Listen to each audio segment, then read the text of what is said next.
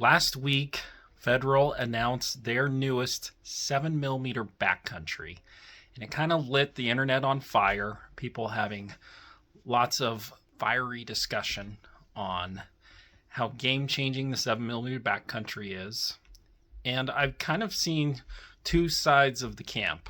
You get the anti-Hornady fans that are hopping on the Federal bandwagon that this is going to, well, kill off the 7PRC. And then you've got the Hornady fans that are saying this cartridge is kind of a one-trick pony. In this video, I'm going to give you my honest opinion on the 7mm backcountry and how it's going to compare to a 7mm PRC. And guys, the 7mm PRC is going to annihilate the 7mm backcountry.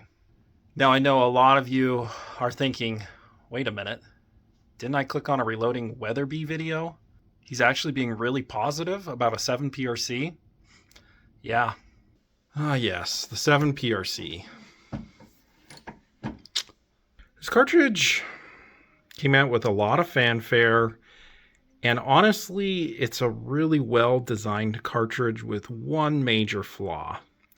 It was solely designed around Reloader 26, which the vast majority of people can't get. And to get its best performance, you need Reloader 26 if you want those fast velocities in a shorter barrel.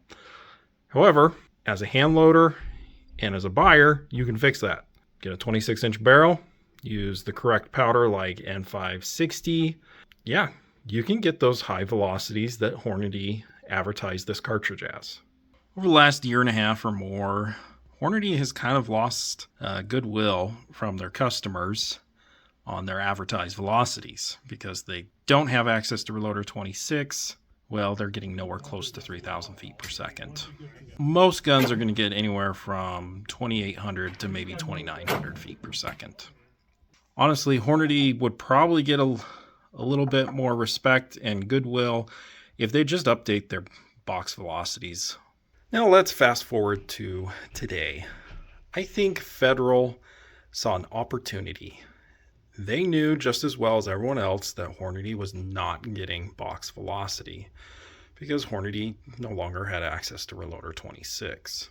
So I think when they saw an opportunity to make a very innovative cartridge that was definitely different from just about everything else today, that's kind of what inspired the 7mm backcountry. And what the 7mm backcountry is, it's kind of like a 280 Ackley improved that's rated up to 80,000 PSI. And it comes with this new special steel alloy case that can handle 80,000 PSI. And well, early results so far have shown that this cartridge lives up to the box velocity. In fact, it actually exceeds it in a lot of ways. Backfire recently did a video and showed his 16-inch barrel 7mm backcountry getting around 2950 with a 170 grain terminal ascent. It's pretty crazy.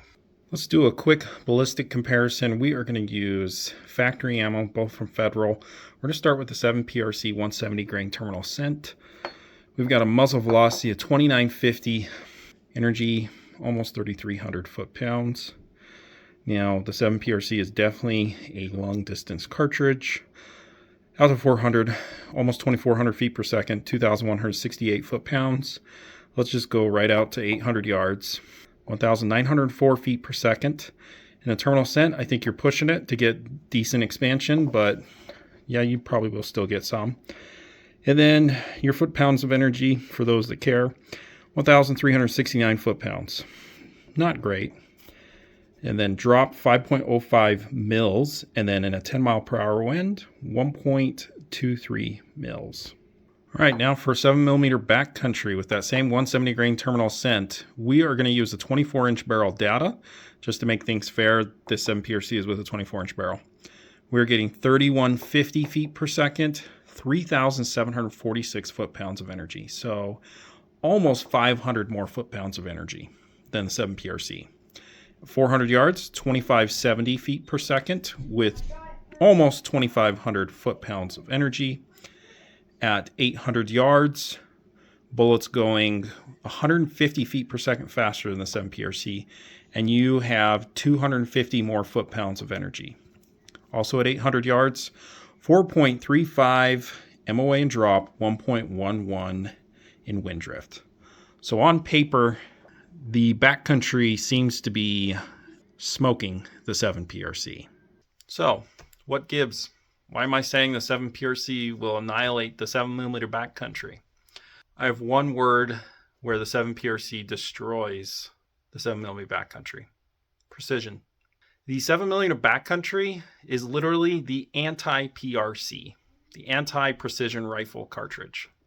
If there is one YouTube video I would recommend on the 7mm Backcountry, it is the Altera Firearms video. They did an extensive test with their custom-built 7mm Backcountry, which, by the way, they build extremely nice rifles. You're looking at $5,000 to $7,000 guns that are guaranteed to shoot half MOA with factory ammo. And the results they had with the 170 grain terminal ascent factory ammo was pretty mediocre to poor. They averaged a little over 1 inch groups. A lot of the times you're seeing 1.5 inch, maybe even 2 inch groups. And what was really a red flag for the 7mm Backcountry was the ES for the factory ammo. It was 106. Now, Federal is definitely advertising this and marketing this as a long-range solution that's going to compete with the 7PRC. It's not going to compete at all with 106 ES. Some of you will be saying, oh, what's the big deal? That's just how factory ammo goes. Well, you're right. And certainly in the PRC cartridges, you can look at some pretty crappy factory ammo. And not every gun's going to shoot the Hornady Precision Hunter ELDX or the match. So I understand, like, there's terrible ESs and terrible groups that you can get with Hornady ammo. But there's one simple solution in 7PRC and with just about every other cartridge other than the Backcountry. You can fix any precision and ES issues by hand loading. From things I've been hearing and seeing from other YouTubers is it's not going to be really feasible to reload 7mm Backcountry. I've heard it could take up to 12 passes to properly resize this steel alloy case back to spec. Yikes. Although it should be a good workout. And I know what some of you are thinking. Yeah, but you're reloading Weatherby. Since when do you care about precision and accuracy and ES? And as long as you don't have a lemon gun, hand loading, you can get any cartridge, any gun to shoot extremely well. I've had incredible results with Weatherby cartridges. So let's say you do put in the hard work to reload 7mm Backcountry.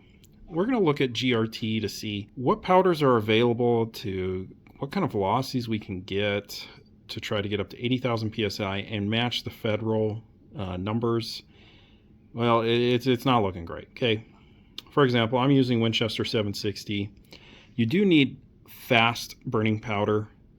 So you could fit around, 55 to maybe 62 grains of powder and hit that pressure of 80,000 PSI. Simulated here is a Berger 195 grain with Winchester 760 at 80,000-ish PSI. We are about 100 feet per second slower than the factory ammo in a 20-inch barrel.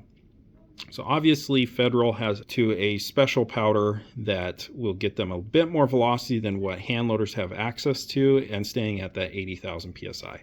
So that is another downside, is will hand loaders get that special access to Federal's powder? Here's the last case I want to make, and this is probably the most important one. Accuracy, low ES, it doesn't perform well at 80,000 PSI. You're going to find your sweet spot a little below 65,000 PSI, anywhere from probably 59, depending on the powder, to 64,000 PSI is where you're going to find your best accuracy and your lowest ES. So in my opinion, this cartridge is kind of doomed to being a 400 and in cartridge, which there's nothing wrong with that. So the 7mm Backcountry is a really cool idea, and for most hunters that just want to shoot factory ammo, that want to have a really short barrel and still get velocity that they couldn't in a 7PRC, as long as they're keeping their distances pretty normal, like out to 400 yards, there's absolutely nothing wrong with the 7 Backcountry. And again, it's kind of a cool concept. But when I said the 7 PRC would annihilate the 7mm Backcountry, that's a long distance precision shooting. It's just not going to be really close. As I said, the pressure is too high to have real precision and to keep your ES really low.